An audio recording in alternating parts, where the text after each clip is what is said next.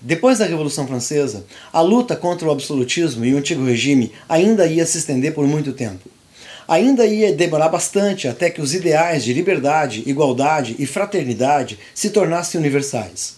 A burguesia queria um mundo novo, um mundo onde liberdades básicas fossem possíveis e onde as pessoas não sofressem com os abusos e a tirania dos privilégios da nobreza. O século XIX ia ver o coroar de uma doutrina que visasse legitimar essa nova ordem capitalista e burguesa. Saudações! Eu sou o professor Ney Nordin e a gente vai conversar sobre o liberalismo econômico no século XIX.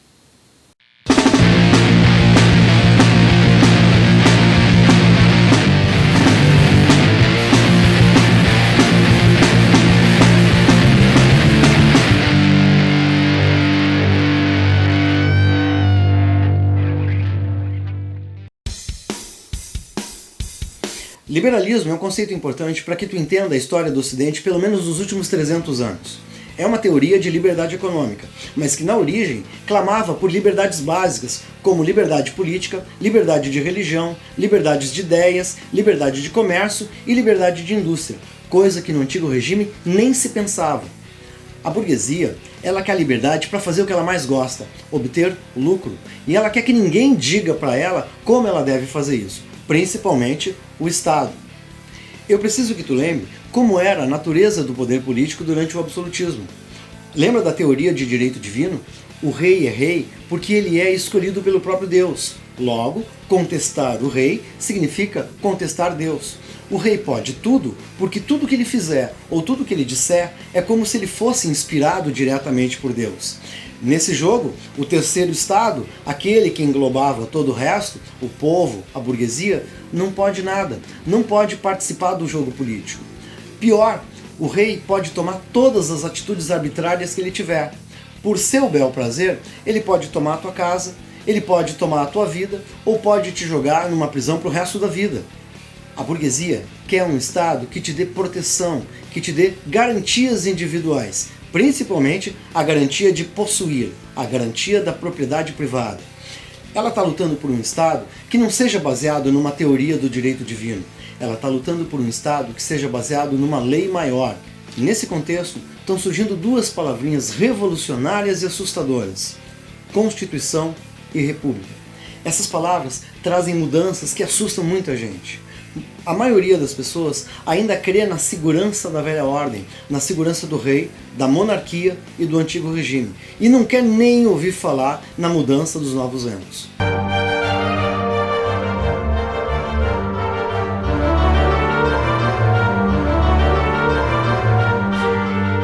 Uma das origens do liberalismo a gente vai encontrar lá nas bordas da Revolução Francesa, um grupo chamado de fisiocratas. Num contexto pré-revolucionário, os fisiocratas já enxergavam a economia como uma instância autônoma. E eles têm uma novidade: eles já acham que o trabalho é sim uma fonte de valor. Mas, como eles dão muito valor a um modo de vida ligado à natureza, eles acham que só a agricultura é que gera riqueza, é que gera dinheiro. Os outros ramos da economia, como o comércio e a indústria, só servem para fazer circular o dinheiro que é criado unicamente pela agricultura. Isso é uma pisada na bola. Teóricos como Quesnay e Turgot já anunciavam um bordão que é defendido até hoje pelos liberais. Eles diziam: deixar fazer e deixar passar. O mundo gira por ele mesmo. Quando eles estão dizendo isso, eles estão querendo dizer o seguinte: deixa a economia livre, sem a intervenção do Estado. A economia sozinha, ela própria tem condições de se autogerenciar e de se autorregular. Bom, essa é uma discussão que existe até hoje. Mas o fato é que os fisiocratas contribuíram para as primeiras bases do liberalismo e contribuíram sim para que o liberalismo viesse a se formar como uma ciência. Olha só os principais pontos do liberalismo. Em primeiro lugar, propriedade privada. Propriedade privada, o direito de possuir, é talvez a lei mais sagrada do liberalismo. Individualismo econômico. Livre iniciativa. Competitividade. Competitividade é igual a progresso. Livre comércio, livre indústria. Livre contrato de trabalho, a liberdade de negociação entre patrão e empregado, onde cada um, sem a interferência do Estado, tem liberdade para fazer as suas propostas. E por fim, não interferência do Estado na economia.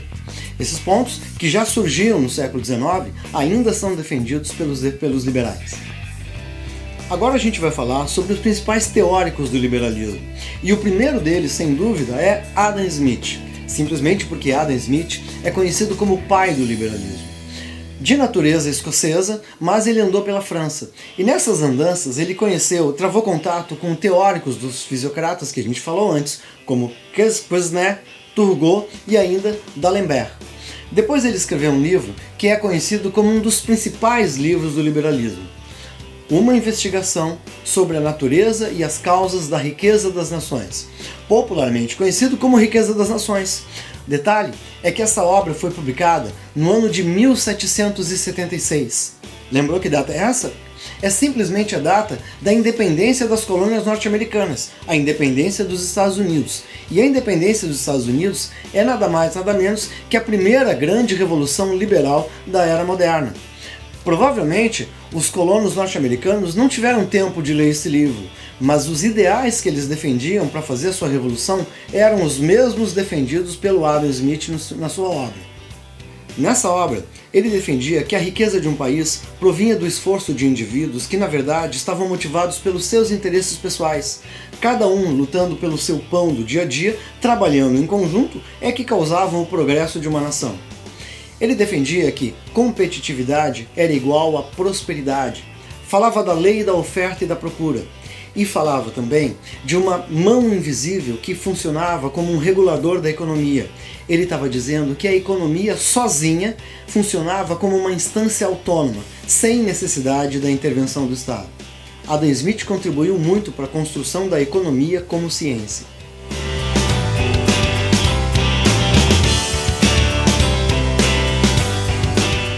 Outro nome importante é David Ricardo. David Ricardo, assim como Adam Smith, tem sua parcela de contribuição para a construção da economia enquanto ciência econômica. Ele escreveu em 1817 uma obra chamada Princípios de Economia Política e Tributação. Nessa obra, uma das novidades é a teoria do valor-trabalho. Ele já reconhece o trabalho como fator importante para o cálculo final de um produto.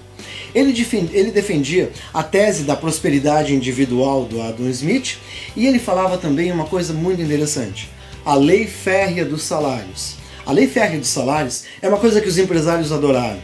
Ele dizia o seguinte, olha, trabalhador não tem que ganhar bem, trabalhador tem que ganhar o mínimo para manter as suas necessidades básicas. Se trabalhador começar a ganhar bastante, se começar a sobrar dinheiro de trabalhador, logo eles não vão estar mais motivados a trabalhar. Percebeu como os empresários adoraram essa ideia? Era como se os pobres não tivessem condições de gerenciar um excedente de dinheiro. Pobre estava destinado a ser pobre porque tinha uma mente simplória. De qualquer maneira, o David Ricardo é um nome bastante importante.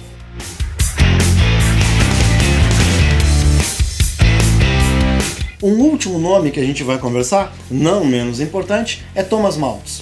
Thomas Malthus nasceu em Londres, foi pastor anglicano e também foi professor de História e de Economia. Ele publicou em 1798 um livro chamado Ensaio sobre o Princípio da População. E nesse livro ele lança a seguinte questão: será que a população mundial, se ela crescer muito, interfere sobre a produção de alimentos? Depois de muito pensar, ele chegou à conclusão que interfere sim. Ele disse que matematicamente a população evolui por progressão geométrica e a produção mundial de alimentos evolui por progressão aritmética. Lembra da matemática, da PA e da PG? Bom, vai chegar um momento em que o número de população mundial vai ser muito maior que a produção de alimentos e isso vai gerar um enorme desequilíbrio. Aí olha o que ele falou. Essas coisas que acontecem de vez em quando, essas catástrofes, guerras, epidemias, maremotos, são saudáveis, porque ajudam de novo a equilibrar a balança. E aí ele falou mais uma coisa.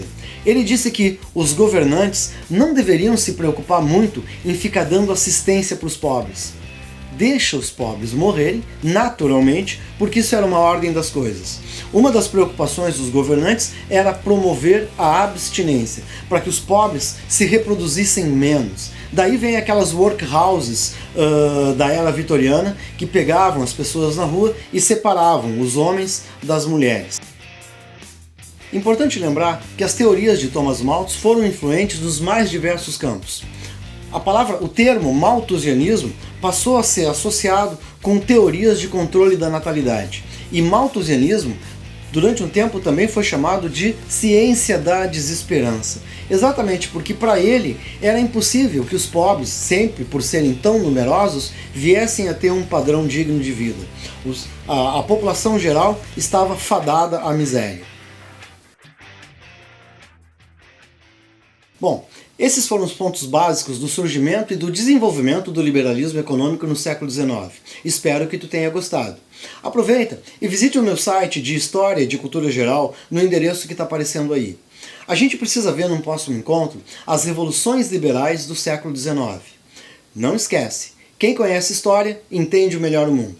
Um abraço e até a próxima.